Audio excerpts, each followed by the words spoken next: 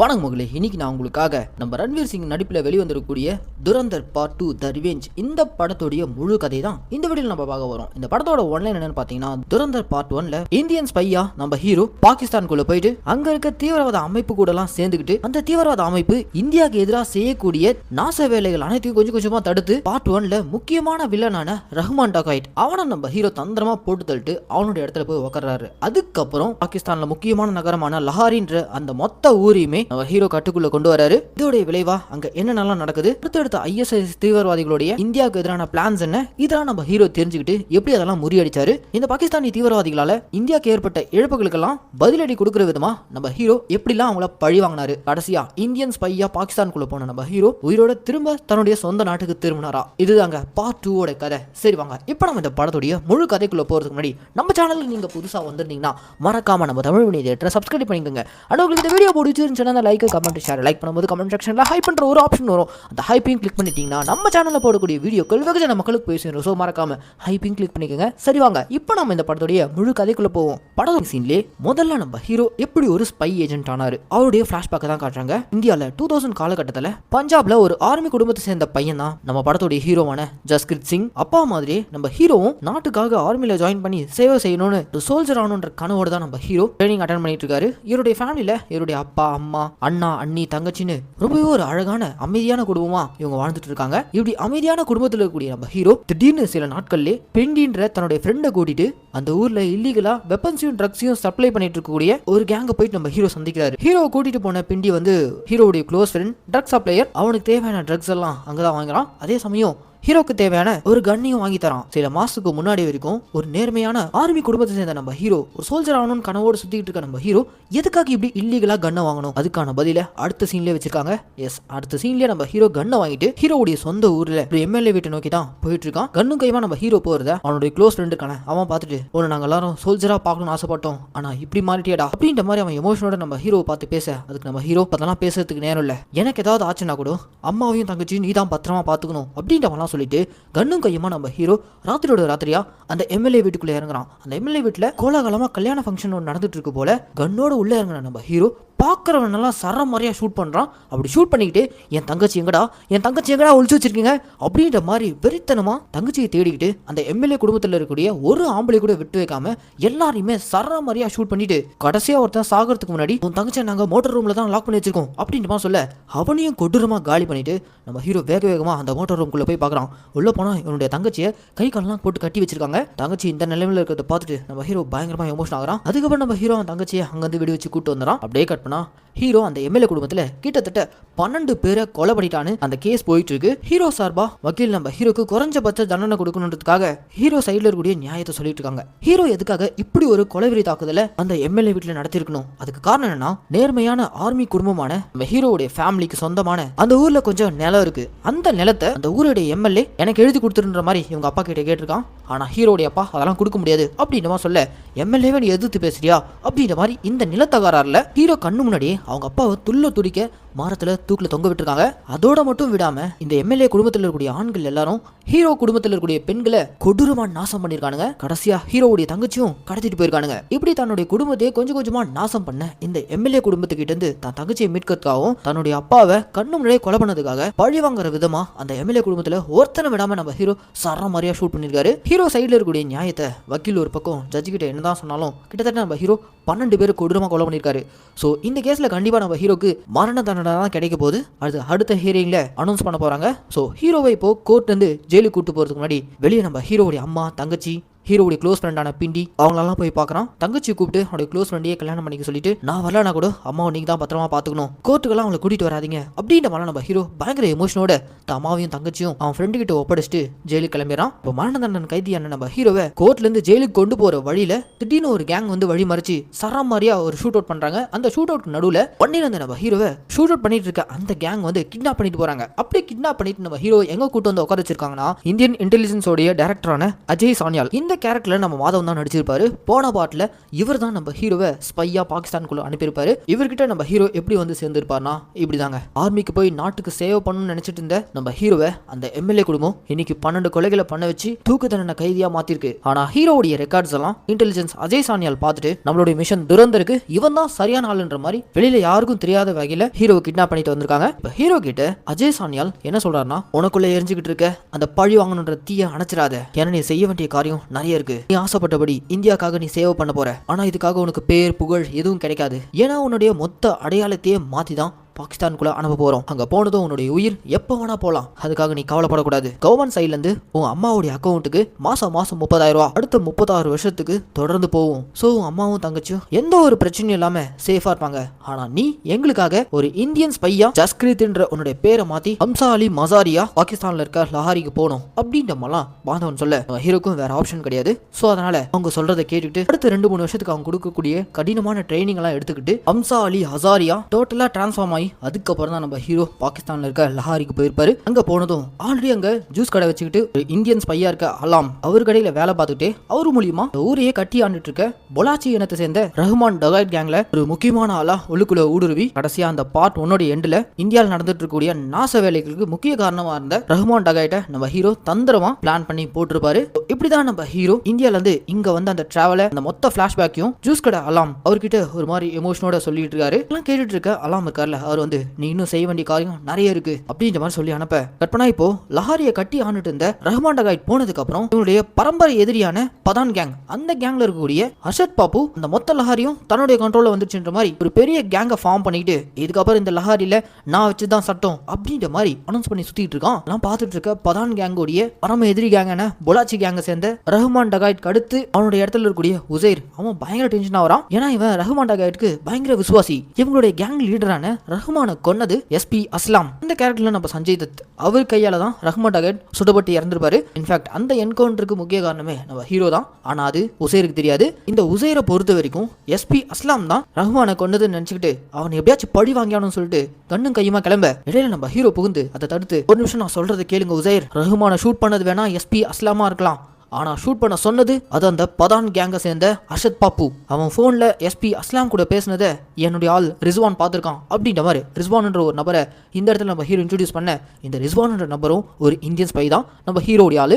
அவர் அந்த ஸ்பாட்க்கு வந்து உசைர் கிட்ட அம்சா சொல்றது உண்மைதான், எஸ்பி அஸ்லாம் கூட பதான் கேங்க சேர்ந்த அர்ஷத் பாப்பு போன் பண்ணி பேசினதை நான் கேட்டேன். அவன் சொன்னதுக்கு அப்புறம் தான் எஸ்பி அஸ்லாம் நம்ம ரஹ்மான் டகாய்ட்ட ஷூட் பண்ணா. சோ நம்ம முதல்ல பழி வாங்க வேண்டியது அந்த அர்ஷத் பாப்பு. அவனை கொண்டதுக்கு அப்புறம் இந்த லஹாரியை நம்ம டேக் ஓவர் பண்ணுவோம். அதுக்கப்புறம் அந்த எஸ்பியை போடுவோம். இப்பவே நம்ம அவனை போட போனா கண்டிப்பா நமக்கு தான் சாவு. ஏன்னா ஒரு போலீஸ்காரன் ஒரு பெரிய டீம் வச்சிருக்கான். சோ நான் சொல்றது கொஞ்சம் கேளு அப்படின்ட்டு போலாம். நம்ம ஹீரோ இந்த உசைரோட மண்டையை கழுவி எதிரி கேங்கான பதான் கேங் அவங்க ஊருக்குள்ள போயிட்டு வெடியை போட்டு ஒருத்தனை விடாம சரா மாரியா ஷூட் பண்ணி கடைசியா இனி இந்த லஹாரி என்னதான் அப்படின்ற மாதிரி ஓவரா சீனா போட்டதுனால அந்த பதான் கேங் லீடரான அர்ஷத் பாப்பு அவனை ஒரு இடத்துல லாக் பண்ணி அவனை இப்போ வண்டியில கட்டி அந்த ஊருக்கு முன்னாடி இழுத்துட்டு வந்து அந்த ஊர் மக்களுக்கு மத்தியில இந்த உசைர் என்ன பண்றானா கையில ஒரு கசாப்போட கத்தி வச்சுக்கிட்டு இவன் தானே நேத்து வரைக்கும் லஹாரியை என் கண்ட்ரோல் இருக்குன்னு சொல்லிட்டு இருந்தான். இப்ப இந்த லஹாரி யார் கண்ட்ரோலுக்கு வருதுன்னு மட்டும் பாருங்க அப்படின்ற மாதிரி மக்கள் கண்ணு முன்னாடியே அந்த கசாப்பு கடை கத்தியால அர்ஷத் பாப்பாவோட தலையை வெட்டி வீசிடுறான். அப்படி வெட்டினது மட்டும் இல்லாம அந்த தலையை வச்சு லஹாரி வீதிகள்ல ஃபுட்பால் விளையாடிட்டு இருக்கான். இதை நம்ம ஹீரோ வீடியோ எடுத்து அந்த ஊர்ல இருக்க முக்கியமான அரசியல் கட்சி தலைவருக்கு அனுப்பிடுறான். அந்த அரசியல் கட்சி தலைவர் அந்த ஊருடைய எம்எல்ஏவான நம்ம ஜமால் ஜமீல் இருக்கார்ல. போன பாட்டுல இந்த ஜமால் ஜமீல் பயங்கரமா டபுள் கேம் ஆடுவாப்ல. இவருடைய பொண்ணு சாராவை தான் நம்ம ஹீரோ கல்யாணம் பண்ணிருப்பாரு. இப்ப இந்த ஜமால் ஜமீல அந்த ஊருடைய அரசியல் கட்சி தலைவர் கூப்பிட்டு உன் தொகுதியில் என்ன ஒருத்தன் தலையை வெட்டி ஃபுட்பால் விளையாடிட்டு இருக்கான், இதெல்லாம் கொஞ்சம் கூட ஏத்துக்கவே முடியாது, சீக்கிரம் இதெல்லாம் ஸ்டாப் பண்ணி ஆகணும், அந்த உசைரை போட்டு தள்ளுங்க அப்படின்ற மாதிரி இந்த அரசியல் கட்சி தலைவர் சொல்ல, இல்ல இப்ப நம்ம அதை பண்ணா பொலாச்சி இனமே மொத்தமா நமக்கு எதிராக மாறிடுவாங்க. ஏன்னா ஆல்ரெடி அவங்க ரஹ்மான் டகாய்ட்ட இழந்துட்டு இருக்காங்க. இப்ப அடுத்ததா ரஹ்மான் கீழே இருக்கக்கூடிய அந்த உசைரை தொட்டா கண்டிப்பா மொத்த பொலாச்சி இனமும் நமக்கு எதிராக கொடி தூக்குறாங்க. இப்போதைக்கு நம்ம அவனை கொல்ல வேணாம், அதுக்கு பதிலாக அவனை நாடு கடத்தி கொஞ்ச நாளைக்கு அவனை ஆஃப் பண்ற விதமா ஜெயில போட்டு வைக்கலாம் அப்படின்ற மாதிரி இந்த ஜமால் ஜமீல் ஐடியா கொடுக்க, ஓகே இந்த ஐடியாவும் நல்லா தான் இருக்கு அப்படின்ற மாதிரி சொல்லி உசைரன் நாடு கடத்துற அந்த வேலையை நம்ம ஹீரோ கையில ஜமால் ஜமீல் ஒப்படைக்கிறாரு. நம்ம ஹீரோவும் உசைர் கிட்ட பக்குவம் பேசி, இங்க பாரு இந்த ஊர்ல இருந்தா உன்னோட உயிருக்கு தான் ஆபத்து, அந்த எஸ்பி அஸ்லாம எப்ப வேணா நம்ம பழி வாங்கலாம், ஆனா அதுக்கு நம்ம உயிரோட இருக்கணும். சோ நான் சொல்றது கேளு, நீ வர வரைக்கும் இங்க எல்லாத்தையும் நான் பாத்துக்கிறேன், தயவு செஞ்சு நீ இங்க இருந்து துபாய்க்கு போயிடு அப்படின்ற மாதிரி உசைரை தப்பிக்க வைக்கிற விதமா நம்ம ஹீரோ அவனை ஏர்போர்ட்ல வச்சு போலீஸ் கிட்ட புடிச்சு கொடுத்துறான். அவ்வளவுதாங்க. உசைர் இப்போ போலீஸ் கிட்ட பிடிபட்டதும் அவனை இப்போ ஜெயில கைதியா உட்கார வச்சாங்க. அடுத்த சீன்ல நம்ம ஹீரோ ஜெயில் கைதியான உசைரை போய் மீட் பண்ணி, இங்க பாரு உசைர், நீ ஒன்னும் கவலைப்படாத, இந்த ஜெயிலுக்குள்ள உனக்கான எல்லா வசதிகளும் நான் ஏற்பாடு பண்ணி கொடுக்குறேன், நீங்க சேஃப் அண்ட் செக்யூர்டா இருக்கலாம். வெளியே கொஞ்சம் நிலைமை சரியில்லை, திரும்ப லஹாரிய மொத்தமா நம்ம கண்ட்ரோல் கொண்டு வந்ததுக்கு அப்புறம் நான் உன்னை வெளியே கொண்டு வந்துறேன், அது வரைக்கும் நீ உள்ளே சேஃபாரு அப்படின்ட்டு நம்ம ஹீரோ அந்த உசைரை ஜெயிலுக்குள்ளே வச்சுட்டு இப்போ ரஹ்மான் டகாய்ட்க்கு அப்புறம் உசைர் வந்து உட்கார வேண்டிய அந்த சீட்டுக்கு நம்ம ஹீரோ போயிட்டு உட்கார்றாரு. எஸ், நம்ம ஹீரோ இப்போ லஹாரிக்கே பாஷா ஆகிறாரு. இங்க போறாங்க இன்டர்வல். இதுக்கப்புறம் தாங்க இந்த பாடத்துல நம்ம கொஞ்சம் கூட எதிர்பார்க்காத லெவல்ல பல திருப்பங்கள் கொட்டி கிடக்கு. இந்தியன் ஸ்பையா உள்ள போயிருக்க நம்ம ஹீரோ ரஹ்மான் டகாய்டோட இடத்துல போய் உட்காந்துறாரு. அதுக்கப்புறம் இவர் எப்படிலாம் அந்த ஊர்ல இருக்கக்கூடிய தீவிரவாத அமைப்புகளுடைய பிளான்ஸ் எல்லாம் முறியடிச்சாரு, இவருடைய ஐடென்டிட்டி மேல யாருக்காவது சந்தேகம் வந்துச்சா, கடைசியில இவர் ஒரு இந்தியன் ராஜென்ட்ன்ற விஷயம் பாகிஸ்தான்ல இருக்க தீவிரவாத அமைப்புகள் ISIS ஹெட்டான இக்பால் இவனுங்களுக்கெல்லாம் தெரிஞ்சதுக்கு அப்புறம் ஹீரோவை என்ன பண்ணானுங்க, ஹீரோ எப்படி இந்த பிரச்சனை இருந்தாலும் வெளியே வந்து இந்த தீவிரவாத அமைப்புகளால இந்தியாவுக்கு வர இருந்த ஆபத்துகளால நம்ம ஹீரோ எப்படி முறியடிச்சாருன்றத நம்ம கொஞ்சம் கூட எதிர்பார்க்காத லெவல்ல கிளைமேக்ஸ்ல ஒரு பேங்கரான ட்விஸ்டோட சொல்லியிருக்காங்க. சோ இந்த வீடியோவை ஸ்கிப் பண்ணாம முழுசா பாருங்க. இப்போ இன்டர்வலுக்கு அப்புறம் என்ன நடக்குதுன்னா, பாகிஸ்தான்ல இருக்க மொத்த லஹாரியே நம்ம ஹீரோவுடைய கண்ட்ரோலுக்கு வந்துடுது. ரஹ்மான் டகாய்டோட இடத்துக்கு நம்ம ஹீரோ வந்ததுக்கு அப்புறம் ISIS அமைப்போடைய ஹெட்டான இக்பால் இருக்கான, அவன் நம்ம ஹீரோவை கால் பண்ணி ஒரு குறிப்பிட்ட லொகேஷனுக்கு வர சொல்றான். ஒரு முக்கியமான நபரை நீ மீட் பண்ண போற, சோ சீக்கிரம் வந்து சேரு அப்படின்ற மாதிரி அந்த இக்பால் கூப்பிட நம்ம ஹீரோவும் கிளம்பி போறான். அங்க போனதும் யாரை மீட் பண்றதுக்காக கூட்டு போயிருக்கான்னு பாத்தீங்கன்னா, இங்க தாங்க இந்த படத்திலே கதையிலே ஒரு சுவாரஸ்யமான பர்சனோடைய இன்ட்ரோ. எஸ், அது வேற யாரும் இல்ல, ஒரு காலத்துல மும்பையே கட்டி ஆண்டு இருந்த தாவூத் இப்ராஹிம். அவரை பாக்கிறதுக்காக தான் நம்ம ஹீரோ வர சொல்லியிருக்காங்க. ஒரு காலத்துல மும்பை டானா இருந்த தாவூத் இப்ராஹிம் இப்ப கொஞ்ச காலங்களா உடல்நிலை குறைவால பெட் ரிட்டனா இருக்காப்ல. அப்படி இருந்தும் இந்தியால அமைதியை குலைக்கணும், அதுக்காக அடுத்தடுத்த பிளான்ஸை எக்ஸிக்யூட் பண்ணணும், அதெல்லாம் நீ தான் எங்களுக்காக பண்ணி கொடுக்கணும் அப்படின்ற மாதிரி நம்ம ஹீரோ கூப்பிட்டு பேசுறாங்க. அதுல முதல் விஷயமா இந்தியா முழுக்க போதைப் பொருளை பரப்பணும், இது மூலியமா யங்ஸ்டர்ஸை அடிமையாக்கி இந்தியாவுக்கு எதிரான ஜிஹாதிசா மாத்தி இந்தியாவோட அமைதியை குலைக்கணும், இதுதான் எங்களுடைய முதல் பிளானா இருக்கு. ரெண்டாவது பிளான் என்னன்னா, கிட்டத்தட்ட 60,000 கோடிக்கு மேல டூப்ளிகேட் இந்தியன் கரன்சியை இந்தியா முழுக்க பரப்பணும். முதல்ல இந்த சீப்பான ட்ரக்கை இந்தியா முழுக்க பரப்பணும், அந்த வேலையை தான் நம்ம ஹீரோ கையில கொடுக்க ஹீரோ அந்த இடத்துல யோசிக்கிறாரு. அவ்வளவு கிலோ கணக்கான ட்ரக்ஸை நம்ம எப்படி இந்தியாவுடைய பார்டரை கிராஸ் பண்ணி கொண்டு போறது, பார்டர்ல ஃபோர்ஸ் ரொம்ப டைட்டா இருக்குமே, நம்மளால எப்படி அதை பண்ண முடியும் அப்படின்ற மாதிரி நம்ம ஹீரோ சந்தேகத்தோட கேட்க, அதுக்கு அந்த இக்பால், இதுக்குன்னே இந்தியாவை வெறுக்கிற பஞ்சாபை சேர்ந்த சில பேரை நாங்க தயார் பண்ணிருக்கோம், அவங்க மூலியமா தான் இந்த ட்ரக்ஸை இந்தியா முழுக்க பரப்ப போறோம், அவங்கள நீ தான் வழி நடத்தணும் அப்படின்ற மாதிரி நம்ம ஹீரோ கூப்பிட்டு சொல்ல, சரி ஓகேன்னு சொல்லிட்டு நம்ம ஹீரோ அடுத்த சீன்லயே பஞ்சாபிஸை வெல்கம் பண்றதுக்காக நம்ம ஹீரோ ஏர்போர்ட் போறாரு. அங்க போனதும் இந்தியாவுக்கு எதிரான இந்த போதைப் பொருள் தாக்குதலுக்கு யார் இன்டர்மீடியேட்டா வர போறான்னு பார்த்தா, இங்க தாங்க படத்துல ஒரு மிகப்பெரிய ட்விஸ்ட். படத்தோடைய ஆரம்பத்துல நம்ம ஹீரோடைய க்ளோஸ் ஃப்ரெண்டா பிண்டின்னு ஒரு நபரை பார்த்தோம்ல, எனக்கு ஏதாவது ஆச்சுன்னா என் தங்கச்சி நீயே கல்யாணம் பண்ணிக்கோ, என் அம்மாவையும் தங்கச்சியும் நீ தான் பத்திரமா பாத்துக்கணும் அப்படின்ற மாதிரி நம்ம ஹீரோ ஒரு நபர்கிட்ட சொல்லிட்டு வந்திருப்பார்ல, அந்த நபருடைய பேர் தாங்க பிண்டி. அவன் தான் இப்போ இந்த பாகிஸ்தானி தீவிரவாதிகள் அமைப்புக்கு ஹெல்ப் பண்றதுக்காக இங்க ஏர்போர்ட் வந்து இறங்கியிருக்கான். அவனை பார்த்ததும் நம்ம ஹீரோ ஷாக் ஆகுறாரு. இதுக்கு முதல் காரணம் நெருங்கிய நண்பன் இப்படி துரோகியா இருக்கான், அது போக நம்ம தங்கச்சி வேற அவன் கல்யாணம் பண்ணிருக்கான், அவன் இப்படி ஒரு செயல் ஈடுபட்டு இருக்கானே அப்படின்ற மாதிரி நம்ம ஹீரோ முதல்ல ஷாக் ஆகுறான். அது போக நம்ம ஹீரோ ஒரு இந்தியன் ஸ்பை இல்ல, இந்த விஷயத்தை எங்க இந்த தீவிரவாத அமைப்பு கிட்ட ரீல் பண்ணிடுவான்னு சொல்லிட்டு அந்த ஒரு பயம் வேற. ஆனா வந்து இறங்கின பிண்டி வரும்போதே போதையில இருந்ததுனால நம்ம ஹீரோவை சரியா அவனால அடையாளம் காண முடியல. நம்ம ஹீரோ தான் அவனை பிக்கப் பண்ணிட்டு இக்பாலோட இடத்துக்கு கூட்டு வரான். அங்க வந்ததும் இந்தியா முழுக்க பரப்புறதுக்கான அந்த ட்ரக்ஸோடைய சாம்பிள்ஸ் எல்லாம் கொண்டு வராங்க. அதை இந்த பிண்டி டேஸ்ட் பண்றான். ஓகே பக்காவா இருக்கு, இதை நான் சரியே இல்லாம பார்டரை கிராஸ் பண்ணி கொண்டு போறேன், இதுக்கப்புறம் உங்க ராஜ்யம் தான் அப்படின்ற மாதிரிலாம் இவன் சொல்லிக்கிட்டு, சரி உங்களுக்காக இவ்வளவு பெரிய விஷயம் பண்ண போறேன், பார்ட்டி கிட்டி எனக்கு எதுவும் இல்லையா அப்படின்ற மாதிரிலாம் கேட்க, அன்னைக்கு ஈவினிங்ல நம்ம ஹீரோ வீட்டுல ஒரு மிகப்பெரிய பார்ட்டி அரேஞ்ச் பண்ணிருக்காங்க. இந்த பார்ட்டிக்கு SP அஸ்லாம், ISIS அமைப்போட இக்பால், இன்னும் சில முக்கியமான பெரிய பெரிய ஆட்கள் இவங்களோட சேர்ந்து இங்க இருந்து இந்தியாக்குள்ள ட்ரக்ஸை கடத்திட்டு போற பிண்டி அவனும் ஜாயின் பண்ணிருக்கான். இப்படி தன்னுடைய நெருங்கிய நண்பனே துரோகியா மாறி இங்க வந்திருக்கான்ற விஷயத்த நம்ம ஹீரோ அவர் இந்த ஊர்ல ரொம்ப நம்பக்கூடிய ஜூஸ் கடைக்காரரான அலாம் அவர்கிட்ட போய் சொல்ல, சரி அம்சா உன்னை நல்லா தெரிஞ்சவன் சொல்ற, உன்னுடைய அடையாளத்தை அவன் இன்னும் கண்டுபிடிக்கலையா அப்படின்ற மாதிரி கேட்க, இல்ல அவன் ஃபுல் போதையில் இருக்கான், அதான் என்ன இன்னும் கண்டுபிடிக்கல, சரி நான் அவன் கிட்ட பேச பாக்குறேன், ஏதாவது பிரச்சனைனா நீங்க உள்ள வந்துருங்க அப்படின்ற மாதிரி நம்ம ஹீரோ சொல்லிட்டு இந்த பார்ட்டியில இருக்க பிண்டியை ஃபாலோ பண்ணிட்டே போக அவன் ரெஸ்ட் ரூம் போறான். பின்னாடி நம்ம ஹீரோவும் ரெஸ்ட் ரூம் போறாரு. அப்படி உள்ளுக்குள்ள போனதும் அந்த பிண்டி இவ்வளவு நேரம் நம்ம ஹீரோடைய அடையாளத்தை கண்டுபிடிக்கலன்னு தான் நினைச்சிட்டு இருப்போம். ஆனா உண்மையிலே அவன் வந்து இறங்குனதுமே நம்ம ஹீரோடைய அடையாளத்தை கண்டுபிடிச்சிருப்பான். சோ சடனா நம்ம ஹீரோவை பார்த்து, எப்படி இருக்க ஜஸ்கிரித், இதுதான் நம்ம ஹீரோடைய ஒரிஜினல் நேம், அந்த ஒரிஜினல் பேர் சொல்லி எத்தனை வருஷமா இங்க இப்படி பதுங்கி இருக்க, உன் அம்மா தங்கச்சி எல்லாரையும் மறந்துட்டல அப்படின்ற மாதிரி அவனுடைய பழைய நண்பனா கேட்க, ஹீரோடைய ஃபேஸ் டோட்டலா சேஞ்ச் ஆகுது. அப்படியே அவனுடைய ஃப்ரெண்டை பார்த்து, நீ எப்படா இப்படி துரோகியான, இதுக்கு தான் உனக்கு இந்த வேலை, தயவு செஞ்சு இங்க போயிடு, அதுதான் உனக்கு நல்லது அப்படின்ற மாதிரி நம்ம ஹீரோ எவ்வளவு எடுத்து சொல்றான். ஆனா பிண்டி கேட்கற மாதிரி இல்ல. இருடா, உன்னை பத்தி வெளியில போய் சொல்றேன், அவனுங்க உன் கதையை மொத்தமா முடிச்சிருவானுங்க அப்படின்ற மாதிரி அரை போதையில இருக்க அந்த பிண்டி அந்த ரெஸ்ட் ரூமை விட்டு வெளில போயிட்டு ஹீரோ பத்தின ஐடென்டிட்டியை சொல்றதுக்காக பாக்குறான். ஆனா அதுக்குள்ள நம்ம ஹீரோ அவனை இழுத்து பிடிச்சி, வேணா பிண்டி, அதை மட்டும் பண்ணாத, இதுல பல பேரோட உயிர் இருக்கு, நீ நம்ம நாட்டுக்கு பண்ணக்கூடிய துரோகத்தால நம்ம நாடு மிகப்பெரிய விளைவை சந்திக்கிட்டதா இருக்கும், தயவு செஞ்சு இதை பண்ணாத அப்படின்ற மாதிரி நம்ம ஹீரோனை தடுக்க பாக்குறாரு.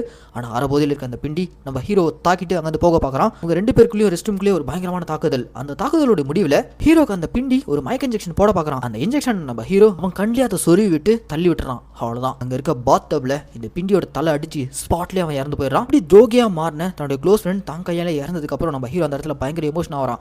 ஏன்னா இவனை நம்பி இவன் தங்கச்சி இவனுக்கு கல்யாணம் பண்ணி கொடுத்துருப்பான். இப்போ இவன் இங்க வந்து இப்படி செத்து கிடக்குறான். இவன் செத்து போன விஷயம் வெளியில தெரிஞ்சா நம்ம வேலையும் சந்தேகம் வந்துருமே, என்ன பண்ணலாம் சொல்லிட்டு நம்ம ஹீரோ யோசிச்சுட்டு இருக்கும்போதே அப்ப அந்த ஸ்பாட்க்கு ஜூஸ் கடைக்காரரான அல்லாம் உள்ள வராரு. அவர் உள்ள வந்ததும் பிண்டி செத்து கிடக்கிறத பார்த்துட்டு வெளியே இருக்க இக்பால் மட்டும் இதை பார்த்தா கண்டிப்பா உன் மேல சந்தேகம் வந்துடும். இவ்வளவு நாள் நீங்க பட்ட கஷ்டம் எல்லாம் வீணா போயிடும், இந்த பழியை நான் ஏத்துக்கிறேன், தயவு செஞ்சு இங்க தப்பிச்சு போயிடு அப்படின்ற மாதிரி நம்ம ஹீரோ கையில ஒரு மோதிரத்தை கொடுத்துட்டு ஹீரோ அங்க வந்து அனுப்பி விடுறான். நம்ம ஹீரோவும் வெளியே வந்து உள்ள எதுவுமே நடக்காத மாதிரி பார்ட்டியில ஃபுல்லா குடிச்சிட்டு டான்ஸ் பண்ணிட்டு இருக்கும்போது திடீர்னு பாத்தீங்கன்னா ரெஸ்ட் ரூம்குள்ள ஷூட் அவுட் அலறல் சத்தம். உடனே எல்லாரும் உள்ள வந்து பாக்குறாங்க. உள்ள போய் பார்க்கும்போது ஜூஸ் கடைக்காரரான அலாம் பிண்டியை கொண்ட மாதிரி இவரங்க மொத்த செட்டப்பையும் மாத்திருக்காரு. கையும் களமா இந்த அலாம் மாட்டிக்கிறாரு. இவர் ஒரு இந்தியன் ஸ்பை, எப்படியோ மோப்பம் பிடிச்சி உள்ள வந்து நம்பாலே கொண்டு இருக்காரு அப்படின்ற மாதிரிலாம் அவரை பிடிச்சி அடிச்சு யாரும் நினப்பனது இன்னும் மற்ற எத்தனை இந்தியன் ஏஜென்ட்ஸ் இங்க இருக்காங்க அப்படின்ற மாதிரிலாம் சொல்லி அவனை அடிச்சு துன்புறுத்தி கேட்டுட்டு இருக்க இவனுங்க கேட்டா மாட்டான். கொஞ்சம் கொஞ்சமா அடிச்சு டார்ச்சர் பண்ணி கொள்வானுங்க.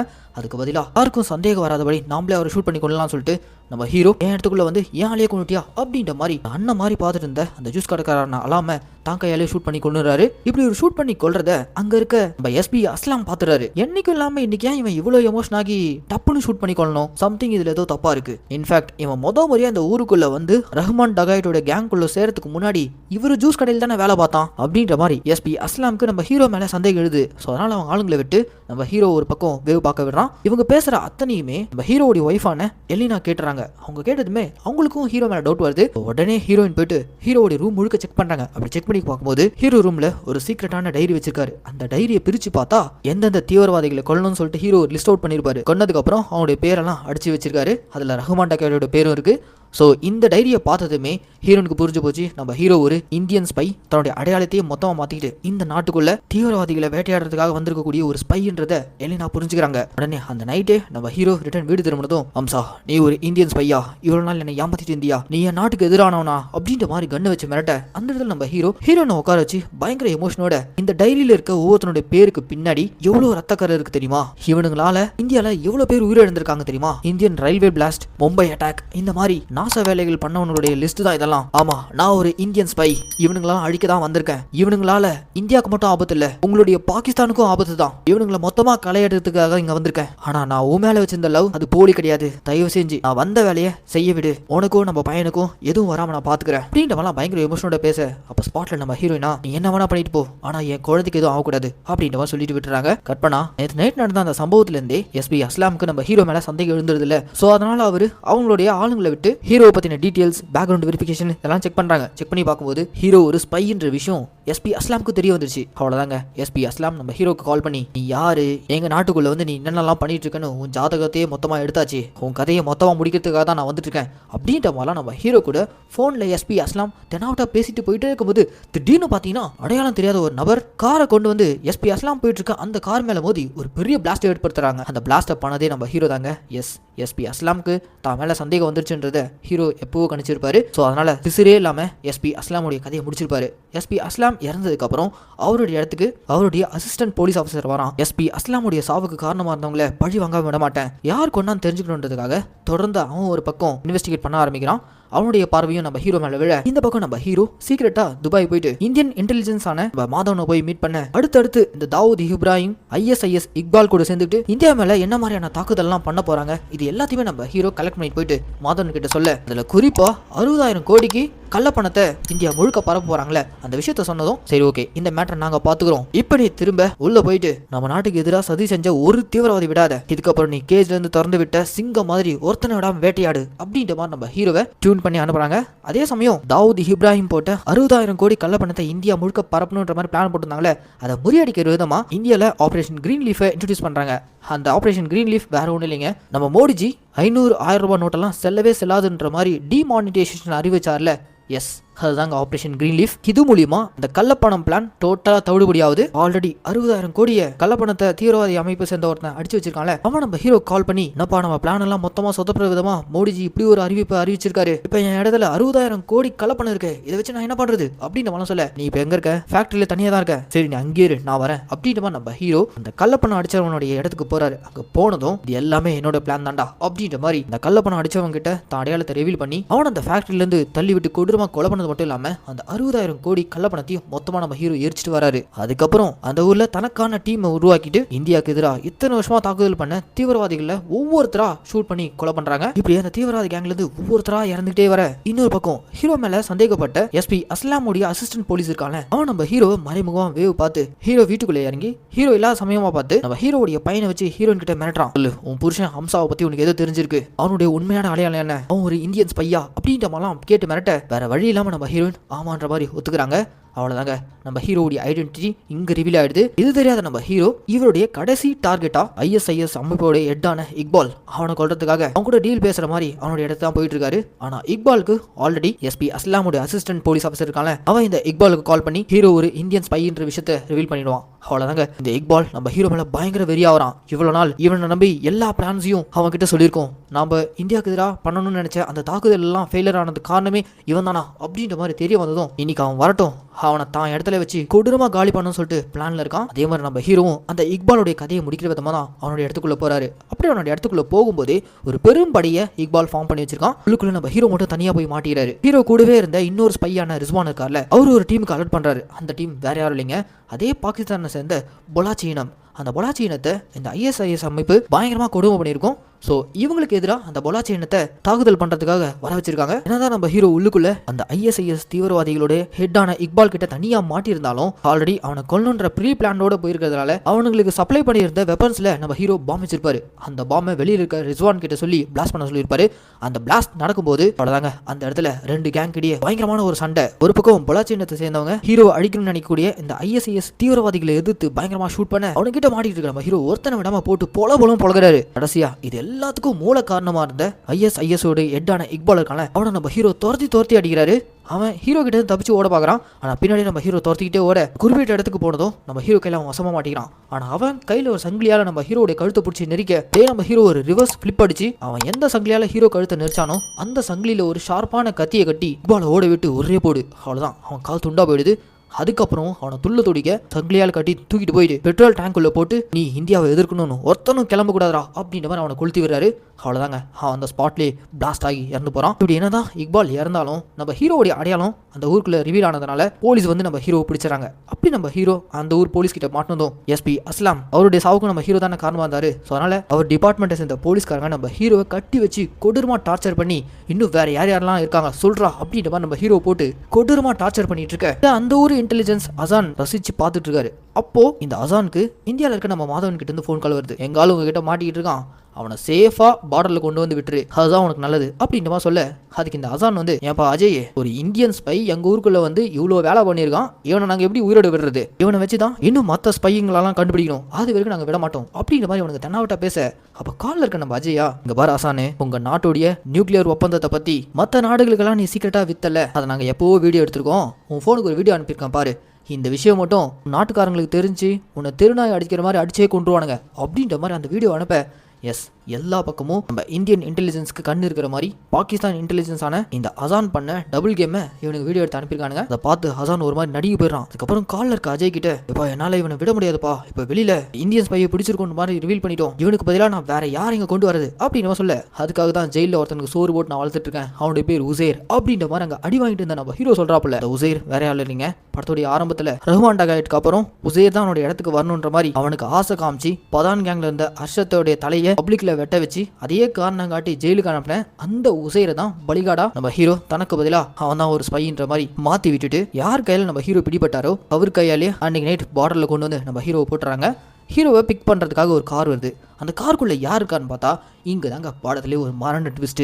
அது வேற யாரும் இல்லைங்க, நம்ம ஹீரோடைய மாமனாரான ஜமால் ஜமீல், அந்த ஊருடைய கரப்டடான பொலிட்டீஷியனா பார்ட் 1ல இருந்து இருந்திருப்பாரு. இவர் எதுக்காக நம்ம ஹீரோவை ஹெல்ப் பண்றதுக்காக வந்திருக்காருன்னா, நம்ம ஹீரோ எப்படி சில வருஷங்களா இந்த நாட்டுக்குள்ள ஒரு இந்தியன் ஸ்பையா வந்திருக்காரோ 40 வருஷத்துக்கு முன்னாடி இந்தியன் ஸ்பையா இந்த நாட்டுக்குள்ள வந்து பொலிட்டிஷியனா மாறி இருக்கிறது தான் இந்த ஜமால் ஜமீல். அவர் இப்போ நம்ம ஹீரோக்கு ஹெல்ப் பண்றதுக்காக வந்திருக்காரு. நம்ம ஹீரோ கிட்ட பாருப்பா, நீ ரொம்ப கஷ்டப்பட்டுட்ட, திரும்ப நம்ம நாட்டுக்கு போக வேண்டிய நேரம் வந்துடுச்சு, போய் கொஞ்சம் ஓய்வெடு, உன்னுடைய மனைவி குழந்தைங்களை மறந்துடு, நீ இங்க இருந்தா அவங்களுடைய உயிருக்கும் ஆபத்து அப்படின்ற மாதிரிலாம் சொல்லி ஹீரோவை ஃப்ளைட் ஏற்றி இந்தியாவுக்கு அனுப்பிடுறாங்க. இப்படி நம்ம ஹீரோ இவ்வளோ கஷ்டங்களுக்கு பிறகு இந்தியா வந்து இறங்கினதும் இந்தியன் ஸ்பையா பாகிஸ்தான் அனுப்பின மாதன் வந்து ரிசீவ் பண்றாரு. நீ பண்ணது மிகப்பெரிய சாதனை, உன்னாலதான் இன்னைக்கு நம்ம நாடு எந்த ஒரு ப்ராப்ளமும் இல்லாம பீஸ்ஃபுல்லா இருக்கு, இதுக்கப்புறமும் உனக்கு இன்னும் நிறைய அசைன்மெண்ட்ஸ் இருக்கு, ஆர்டர் வர வரைக்கும் வெயிட் பண்ணு அப்படின்னு சொல்லிட்டு போக நம்ம ஹீரோ அவங்க கொடுத்துருக்க ஹோட்டல் ரூம்ல வெயிட் பண்றாரு. இப்போதான் இவர் ஒய்ஃப் குழந்தைங்களுடைய போட்டோ எடுத்து பாக்குறாரு. பயங்கர எமோஷனோட அந்த போட்டோ பார்த்துட்டு அப்படியே எரிச்சு போட்டுட்டு அந்த ஹோட்டலை விட்டு கிளம்பி நம்ம ஹீரோ அவருடைய சொந்த ஊரான பதான்கோட்டுக்கு வந்து சேர்றாப்புல. அப்படி பதான்கோட்டுக்கு வந்ததும் தன்னுடைய அம்மாவையும் தங்கச்சியும் பாக்குறதுக்காக பயங்கர எமோஷனோட அவருடைய வீட்டை நோக்கி போறாரு. அந்த வீட்டுல ஹீரோவுடைய அம்மா, தங்கச்சி குழந்தைங்க அவங்க எல்லாரும் சந்தோஷமா இருக்கிறத நம்ம ஹீரோ தூரம் இருந்து பாக்குறாரு. அப்படி நம்ம ஹீரோ தூரம் இருந்தே பார்த்துட்டு இப்படி சந்தோஷமா இருக்க தன்னுடைய குடும்பத்துக்குள்ள நம்ம போனா நம்மளால ஏதாவது ப்ராப்ளம் வந்துருமோன்னு சொல்லிட்டு தூரந்தே அம்மாவையும் தங்கச்சியும் பார்த்துட்டு நம்ம ஹீரோ கண் கலங்கிட்டு அங்கிருந்து திரும்ப நம்ம நாட்டுக்கு சேவ் பண்றதுக்காக ஹீரோ கிளம்பி போறாரு. அப்படியே இந்த படத்தையும் முடிக்கிறாங்க. என்ன மக்களே, இந்த படத்துக்கு நான் கொடுத்த வாய்ஸ் கண்டிப்பா உங்களுக்கு பிடிச்சிருக்கும் நான் நம்புறேன். இதே மாதிரி தொடர்ந்து நம்ம மினி தியேட்டர்ல ரிலீஸ் ஆகக்கூடிய படங்கள் எல்லாம் நீங்க பார்க்கணும்னு ஆசைப்பட்டீங்கன்னா மறக்காம நம்ம தமிழ் மினி தியேட்டர் சப்ஸ்கிரைப் பண்ணிக்கோங்க. உங்களுக்கு இந்த வீடியோ பிடிச்சிருந்துச்சுன்னா அந்த லைக், கமெண்ட், ஷேர் இதெல்லாம் மறக்காம பண்ணிடுங்க. இதே மாதிரி ஒரு சூப்பரான தரமான படத்தோட நான் உங்களை நாளைக்கு வந்து சந்திக்கிறேன். Tata, bye bye.